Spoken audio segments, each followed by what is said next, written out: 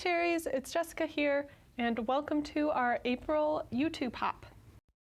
For our blog hop, we are giving away a $10 ACOT gift card to one winner who comments on each of the videos from the A Cherry on Top YouTube and all of our design team members. So there are 4 other design team members who have to comment on a total of 5 videos to be in the running to win the $10 cherryontop.com gift card. For this hop, we are focusing on a go-to design and then also giving some tips and tricks to get inspired for scrapbooking and just to create and getting inspired to do that creating. My go-to design is always using a Becky Fleck sketch. Each week we have a brand new Becky Fleck sketch. This is the sketch for this new week. But we have a Becky Fleck sketch challenge in our project gallery. Just go to our project gallery and you'll see the sketches there. We also post them on our Instagram and Facebook to keep you updated. And it's a lot of fun. It's so much fun to see all of the different designs that come out of it. And then everybody who participates gets 100 cherry points, and one winner receives 1,000 cherry points, which equals $5. And that's really great because it happens every single week. So it is always there to inspire you.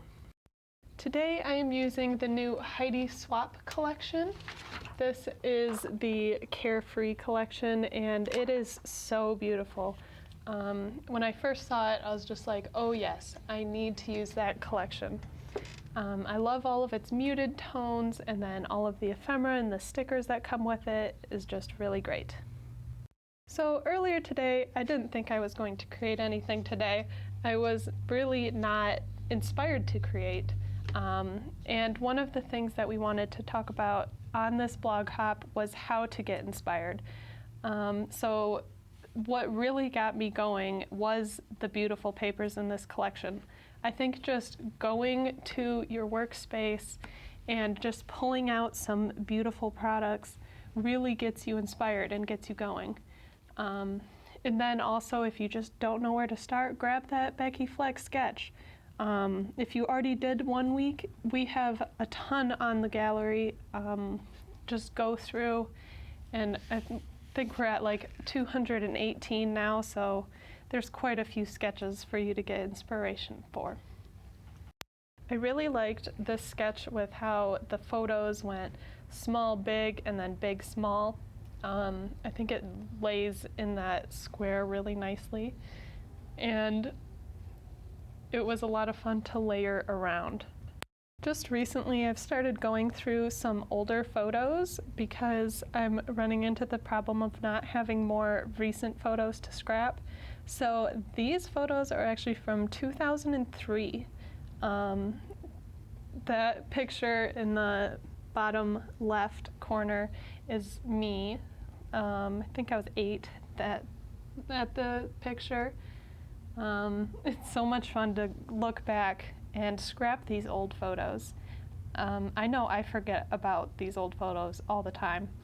And they're not scrapped, they're just on digital and nobody ever really sees them. That's one of my goals for this year, is to scrap some of these photos and bring them to light.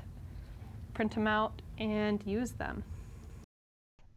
So as you can tell, I am not following the sketch 100%. The sketch is more like a jumping off point. You can follow it completely, and some sketches really work with your paper and whatever you're using to follow the sketch completely. But other times, like today, I didn't want to cover more of this beautiful paper. I liked how it had that swoop from the left corner across the side, and I didn't want to cover it up with a different pattern paper. So you can really make the sketch your own. Don't feel like you have to follow them. So kind of going back, so what I've done so far is I had my whole 12 by 12 sheet, and then I started by splattering some white paint on it. The sketch actually does have some splattering, but I added a bit more. I just always like the look of a paint splatter. Rachel and I always joke that that's like our signature, like we always feel like we have to add that. And it does add a lot to a piece. And it's like the easiest mixed media thing. You can just quickly add and then boom, it's there. Then I grabbed another paper from the line and used that to back my photos. I really like it when you can just back all of the photos on one sheet. It just makes it really easy. I grabbed this title, these stickers, from something in my stash. I'm not sure what collection they're from. I like to kind of hoard stickers because you never know when, a color or a font will work better with a design. And now I've just been going back and forth, layering up with the ephemera and using the sticker sheet and going back and forth and filling up the open areas. I hope you guys are having fun on this blog hop. I know I always like the blog hops. It's so fun to see what everybody turns up with. Usually we'll have like one theme or a challenge or a list of products to use and then see what everybody creates. And each of our designers' styles are very different. There's Sarah Scraps, and I really love her Traveler's Notebook spreads. She's been scrapping a long time and she has just a ton. Like, I love watching her YouTube videos, they're great.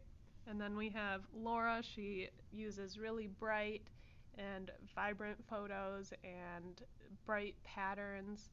She's also a crazy fussy cutter, and you can really see it in her layouts. She's just very detailed, and she also has a great channel to watch. Then we have Erica Rose Creates. She can really do some magic with a cut file. I love watching how she backs her cut files to make them all a little bit different. And yeah, all of our designers have great channels. And then we have Natalie Dell. She always uses some great mixed media techniques. So I hope you enjoy going through their channels and make sure you follow them. Hope you like our cherry on top videos. Give us a follow as well. Right now I've been going through like the corners of my pages and using the Sizzix distress tool. I love using this tool. It gives a really nice distressed edge, and it's a lot safer than just using a pair of scissors, which I also do fairly often, but when I do that, I'll cut myself. So this is the safe way to distress your edges. I highly recommend this tool. And now I am also curling the edges a little bit more, just using my fingers and giving them some tiny rips. I know I like the distressed edge look. I like how it just gives extra texture to the page and leaves that little bit of white border. It helps each paper kind of stick out a little bit more. And now, because I wanted to have this be in a frame, that's why I cut down my page a little bit. I cut it about 1/2 inch onto the side, so it's got about a 1/4 inch border.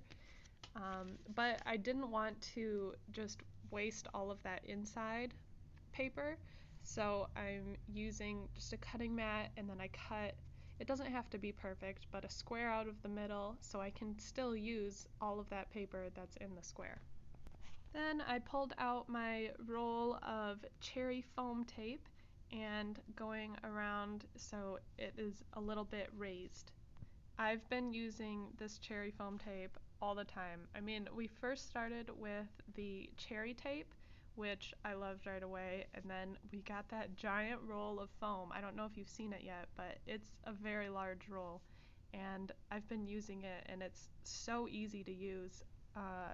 Before I started using that, I was just using like the little circle foam dots, which works sometimes, but other times, like when I have a whole row of something I want popped up, it just makes it so much easier to have that whole roll of foam. This layout actually came together really quickly, and I'm happy with how it turned out. Thanks for watching and enjoy the rest of the blog hop.